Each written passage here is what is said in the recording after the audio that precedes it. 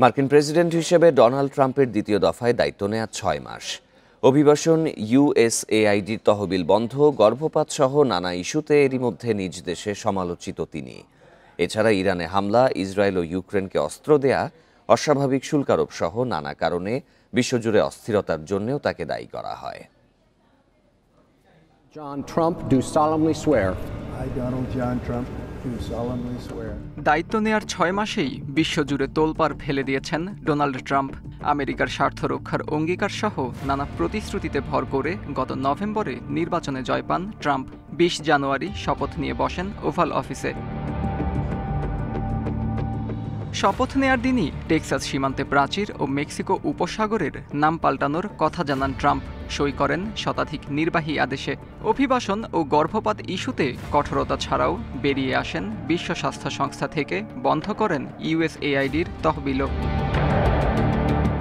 মার্চে Hamas Israel যুদ্ধবিরতি সই করিয়ে প্রশংসা পান ট্রাম্প। তবে একই সময়ে হয়ে ওঠেন ইরানের দুঃস্বপ্ন আর ইসরায়েলের রক্ষা কবচ। আন্তর্জাতিক আইনের তোয়াক্কা না করেই জুনে ট্রাম্পের একক সিদ্ধান্তে তেহরানে হামলা চালায় মার্কিন বাহিনী। তবে বারবার প্রতিশ্রুতি দিয়েও ইউক্রেন যুদ্ধ বন্ধে ব্যর্থ ট্রাম্প।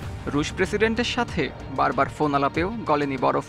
ইউক্রেনের প্রেসিডেন্টকে তুলোধনা করলেও আবারও নতুন করে দেন অত্যাধুনিক আকাশ প্রতিরক্ষা ব্যবস্থা। বারবার ট্রাম্পের অবস্থান বদলে রাশিয়া ইউক্রেন সংঘাত বন্ধের আশা অনেকটাই ক্ষীণ।